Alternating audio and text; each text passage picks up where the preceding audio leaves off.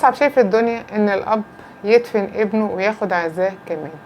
توفى امبارح عبد الله حسن يوسف ابن الفنان حسن يوسف والفنانة المعتزلة شمس البارودي. هو كان في الساحل بيصيف مع أصحابه وغرق هناك في البحر.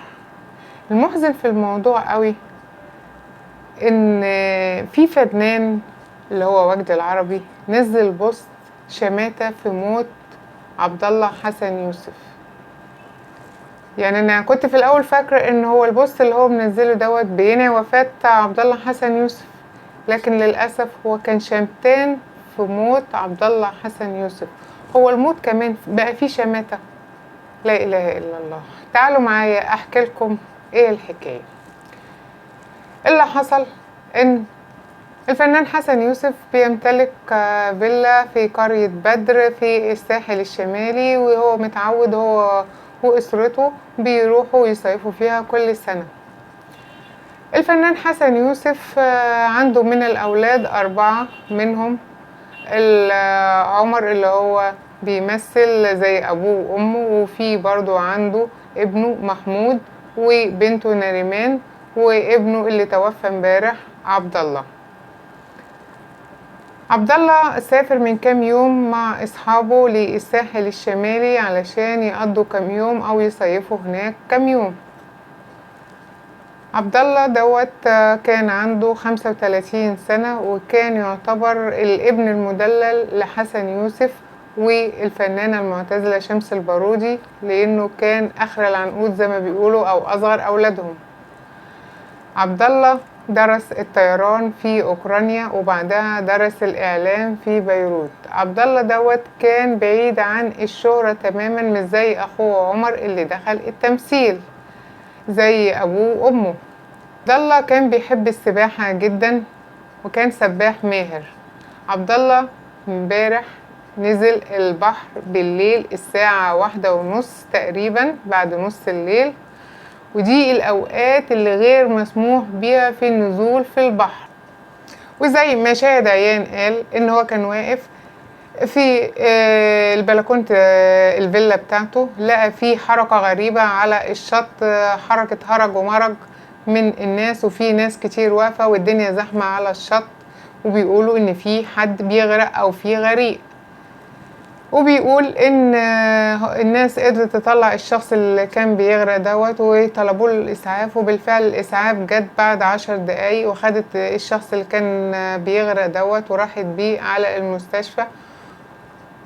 وهو بيقول انه معرفش ان هو ابن الفنان حسن يوسف. الفنانة نهال عنبر قالت ان هي كانت في مكان ما قريب من العلمين، فلما عرفت الخبر طلعت على المستشفى، وهناك في المستشفى ما سألت الدكاترة قالوا لها ان سبب الوفاة ان عبد الله حسن يوسف وهو بيعوم شرب مية كتير من البحر، فالمية ديت دخلت الرئة وملتها ادى الى وفاته.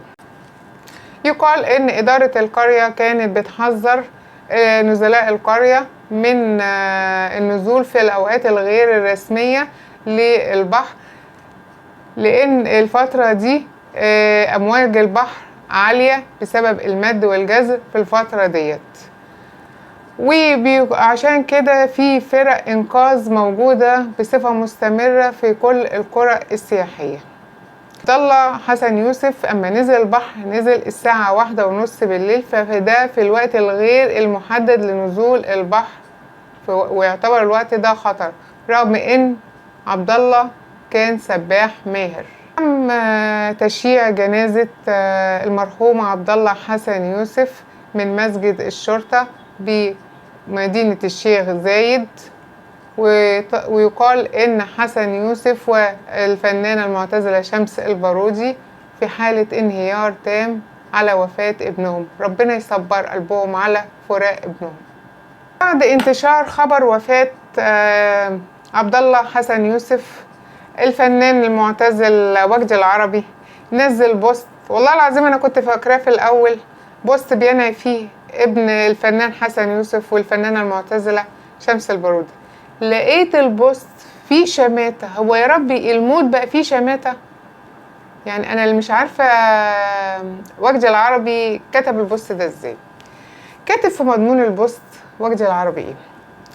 بيقول فيه للفنان حسن يوسف: انا بفكرك ان ربنا اراد في السن اللي انت فيه دوت يموت لك شاب زي بالظبط ممات شاب للدكتور بديع وللبلتاجي وكتير من قيادات الإخوان.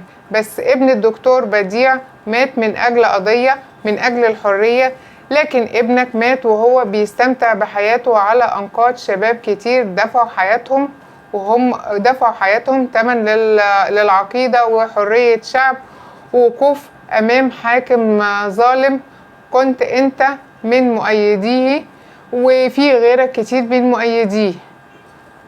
والموت قريب مننا جميعا، وياما لسه هنسمع ولما لسه هنشوف، لكن المهم انت هتموت على ايه وولادك هيموتوا على ايه وعقيدتهم ايه، وعند الله تجتمع المظالم. ده كلام برضه يا وجدي. احب ارد على الفنان المعتزل الاخ وجدي العربي واقول له: عيب عليك، لا شماتة في الدين لو انت مسلم على حق، وهرد عليك بالدين برضه. في حديث عن الرسول صلى الله عليه وسلم يا أخ وجدي بيقول فيه الرسول صلى الله عليه وسلم: الشهداء 5: المطعون والمبطون والغارق وصاحب الهدم والشهيد في سبيل الله. يعني عبد الله ابن الفنان حسن يوسف بما انه توفى غارقا فهيكون شفيع وهيكون شهيد عند ربنا. في حديث تاني بيقول فيه سيدنا وحبيبنا الرسول عليه أفضل الصلاة وأزكى السلام، وقال إن الشهيد شفيع في 70 من أهل بيته. يعني المرحوم عبد الله ابن حسن يوسف الله يرحمه، ربنا لما أراد يتوفاه في حياة والده على قيد الحياة، ده علشان يكون شفيع لوالده ووالدته ول70 من أهله يوم القيامة. الله عيب عليك يا أخ وجدي لما تكون مش عارف دينك صح، وعيب عليك اما تشمت في الموت. خالص العزاء للفنان حسن يوسف والفنانة المعتزلة شمس البارودي، وربنا يصبركم على فراق ابنكم، والشيء اللي يعزيكم ان هو في مكان افضل واحسن من المكان اللي احنا فيه. ربنا يصبركم.